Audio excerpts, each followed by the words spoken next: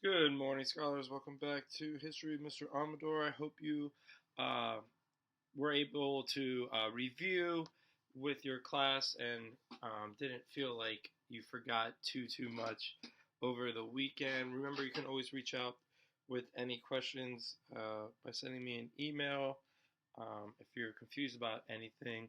But we're going to go ahead and continue talking about life in the West, and today we're going to be focusing on four different groups of people: pioneer women, a religious group known as the Mormons and why they moved west, along with the 49ers, and a wave of Chinese immigration, so immigrants from China. So we're going to be looking about what life was like in the West for these four people and kind of groups of people and kind of what were their motives or reasons for moving west. What challenges do they face, and what do they leave behind? What legacies do they leave for us?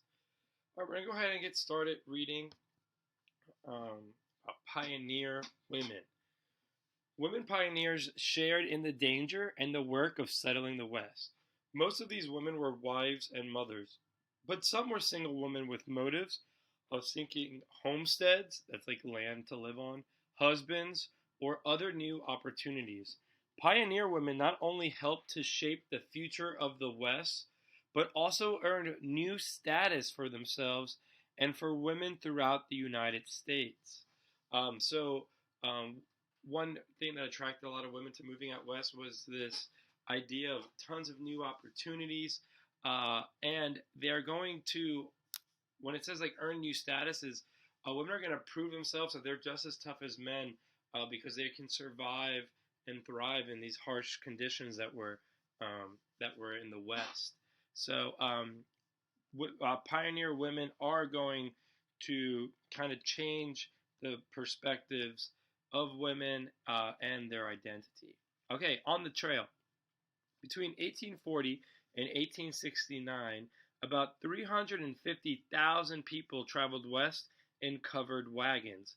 Most westward bound pioneers gathered each spring near Independence, Missouri, where they formed columns of wagons called wagon trains. So this is just like in the Oregon Trail game. You leave from Independence, Missouri, and it asks you when do you want to leave, like March, April, May, June. Right? This is springtime. So this was where they would leave from, and they would all meet up and leave together to kind of help protect each other from Native American attacks or thieves or anything else, or starvation. The journey west lasted 4 to 6 months and covered about 2,000 miles. Wagon space was extremely limited, and pioneers were forced to leave most of the comforts of their home behind.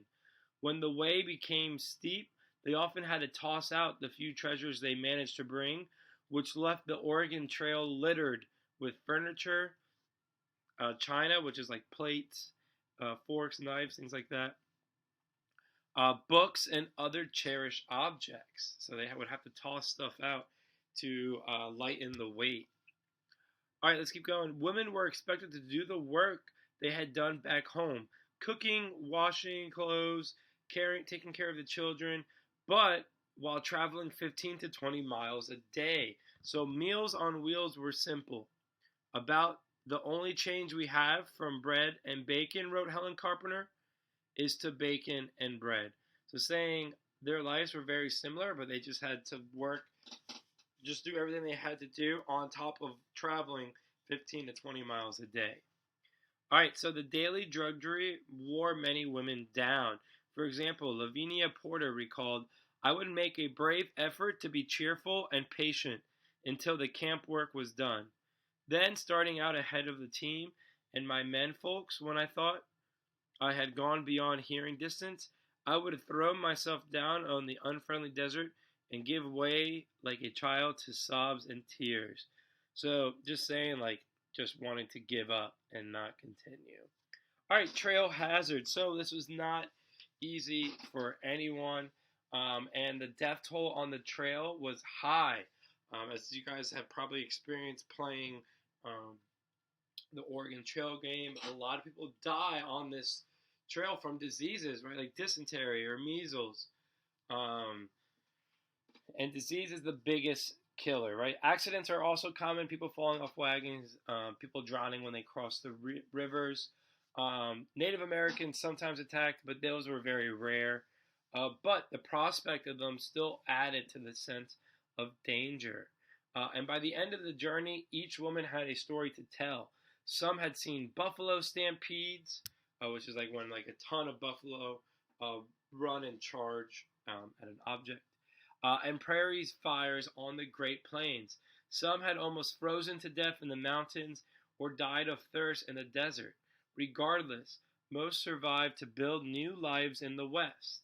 In the Little House books, the author Laura Ingalls Wilder highlighted the strength of women pioneers and the stories of her family's life on the American frontier. So these are really like famous books. Little House on the Prairie. Definitely, if you want to learn more about the Oregon Trail and what life was like, you can definitely read those books. I mean, they're famous. All right, one group of pioneer women, African American women, who had escaped from slave states or were brought west by their owners, faced a unique danger. Even though slavery was outlawed in most of the West, bounty hunters were often able to track down fugitive slaves out west. However, for some African American women, the move west brought freedom. For example, when Biddy Mason's owner tried to take her from California, which was a free state, and move her back to Texas, Mason sued for her freedom, and she won. She was the first African American to sue in court and win. So pretty crazy. Biddy Mason is going to win her freedom when she's like, "Hey, I live in California. This is a free state. You can't bring me to Texas." And she wins. So she later moved to Los Angeles, where she's going to become a well-known pioneer and community leader in Los Angeles. Okay. And here in this picture in the bottom right, we have just like a lot of chaos going on at the camp. Okay. Pioneer women's legacy. So the journey west changed pioneer women as the hardships of the trail brought out strengths and abilities they never knew they possessed. I felt a secret joy, declared one Oregon pioneer, and able to have the power that sets things going. Women did set things going. Wherever they settled, they established schools, churches, libraries, literary societies, and charitable groups. Annie Bidwell, for example, left behind a remarkable legacy.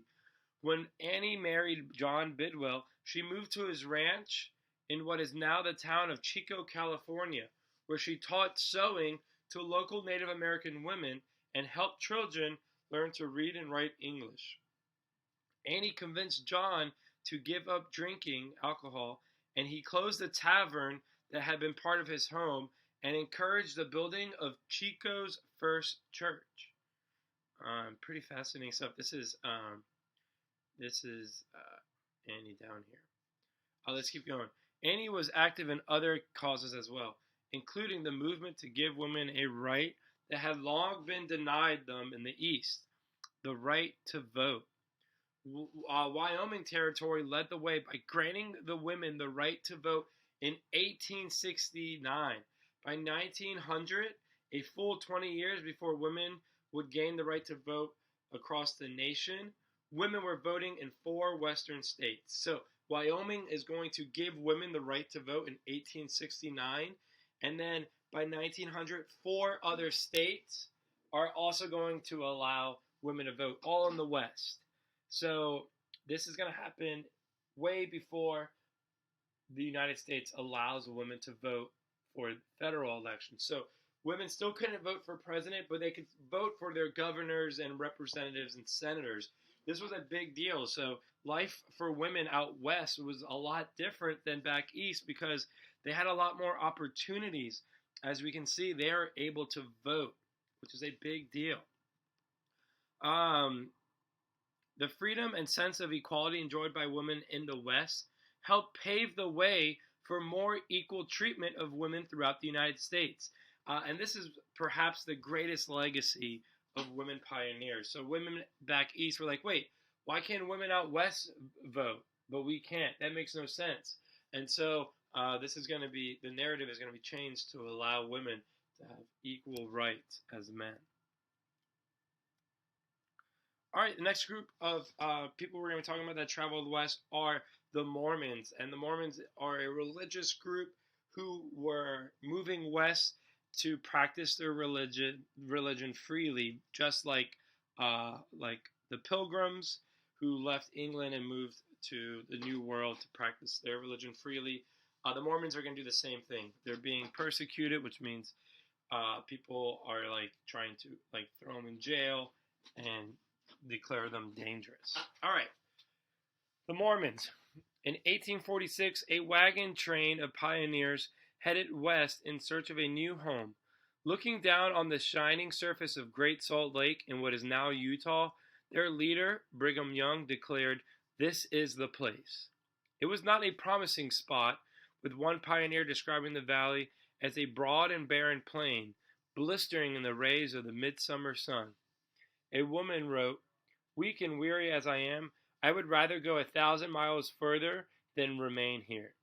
However, the fact that no one else wanted the valley that Brigham Young claimed for his followers, the Mormons, made it attractive. What it means is Brigham Young wanted to take them to a place where they would never have to worry about other people coming there and harassing them, being mean to them, and treating them differently because of their beliefs. So the fact that his own followers were like, "This place stinks. We don't want to live here. It's hot. It's dry. And the lake, we can't even drink out of it because it's salt. You can't drink it. So why do we want to stay here?" And Brigham Young says that's exactly why we should stay here, is because nobody wants to be here. All right, a persecuted group. The Mormons were members of the Church of Jesus Christ of Latter-day Saints, which Joseph Smith had founded in New York in 1830. Smith taught that he had received a sacred book, the Book of Mormon, from an angel, and believed it was his task to create a community of believers who would serve God faithfully. Smith's followers lived in close communities, working hard and sharing their goods. Yet, wherever they settled, first New York, then Ohio, then Missouri, then Illinois, their neighbors persecuted them, which means they didn't want them living there, or they would treat them unfairly because of their beliefs. And many people were offended by the Mormons' teachings, especially their acceptance of polygamy, which is the practice of having more than one wife. So in the Mormon religion, families, men would marry more than one woman and have children with more than one woman. So for a lot of Americans, especially like Christian Americans, this was very weird because they would see it. The practice was monogamy, which is one woman, one husband, or just like one couple, is how people saw marriage in the 1830s and 1840s. And so when you have this practice of a man being married to two women or three women, a lot of Americans are going to see that as like not wrong, or sorry, not right, that is wrong, and they're going to treat them differently because of that. Others didn't like the Mormons because of their rapid growing power and wealth. And in 1844, resentment turned to violence when a mob in Illinois killed Joseph Smith, who was the guy who started the Church of Jesus Christ Latter-day Saints, known as the Mormons.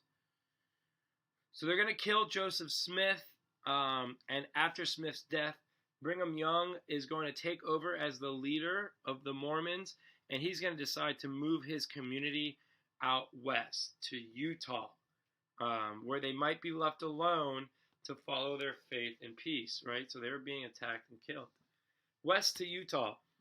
Brigham Young turned out to be as practical as well as religious leader. Prayer is good, he said, but when baked potatoes and pudding and milk are needed, prayer will not supply their place. So knowing that they would have to do some work. They can't just pray and hope that their problems are solved. Young carefully planned every detail of the trek to Utah, and the pioneers he led west stopped along the way to build shelters and plant crops for those who would follow. So pretty much helping helping those who are going to come after them survive this journey. Even with all this planning, the journey was difficult. We soon thought it unusual, wrote one Mormon, to leave a campground without burying one or more persons. So saying that every time they would leave and move on to the next spot, at least one person would be dead that they would have to bury. When we arrived at Great Salt Lake, Young laid out his first settlement, Salt Lake City. By the time he died in 1877, Utah had 125,000 Mormons living in 500 settlements. So tons of people. They left in like 1845 or so, and so within like 32 years, they're gonna have close to well, not I guess not really close, but almost 250,000 people, which is a lot for back then. All right, to survive in this dry county, because it was very hot and dry out in the west. Remember, it's like a desert. Mormons had to learn new ways to farm, so they built dams, canals, and irrigation ditches to carry precious water from mountain streams to their farms in the valley. With this water, they made the desert bloom. So they're going to completely change the landscape.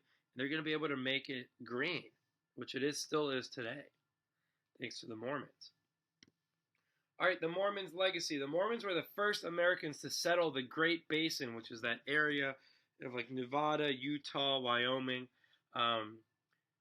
and they pioneered the farming methods adopted by later settlers of this dry region. So they still use some of those methods today. And they also helped settlers make their way west, with Salt Lake City quickly becoming an important stop for travelers in need of food and supplies. So like on the Oregon Trail, you notice that the only places that you can stop and get supplies are forts. Well, now eventually Salt Lake City is going to become a place where you can stop and get supplies on your move to Oregon. And that's going to help get the Mormons rich. To the Mormons, however, their greatest legacy was the faith they planted so firmly in the Utah desert. From its center in Salt Lake City, the Mormon Church has grown into a worldwide religion with more than 11 million members today. And still today, Salt Lake City, when you go there, I went there on my road trip. It is still predominantly Mormon. So you're going to see most of the churches in Salt Lake City are going to be Church of Latter-day Saints, and the Mormons actually own the church. The church actually owns 60% of the buildings in the city, which is crazy. No other church owns that high percentage of buildings in a city. So pretty fascinating. All right, scholars, that is going to be the end of the video. On the next slide, y'all are going to be jumping into your Cycle 1 classwork. After that, your advisors are going to call on a few of you to share out the answers from the review. And then y'all are going to be jumping into a video, and you're going to be reading. You're going to be jumping into a video about the California Gold Rush. Then you're going to be reading about the 49ers. Advisors, you call on a few scholars to read out these paragraphs. And then you're also going to be learning about what life was like for Chinese immigrants. Why did they come here? What hardships do they face? And what legacies do they leave behind? Then you guys are going to get into Time to Climb. You're going to review, exit ticket, and then your lesson summary will be the end of the video. As always, please reach out if you have any questions about these groups of people and what motives they had, what hardships they faced, and what legacies they left behind. I will see y'all back here on Wednesday as we continue learning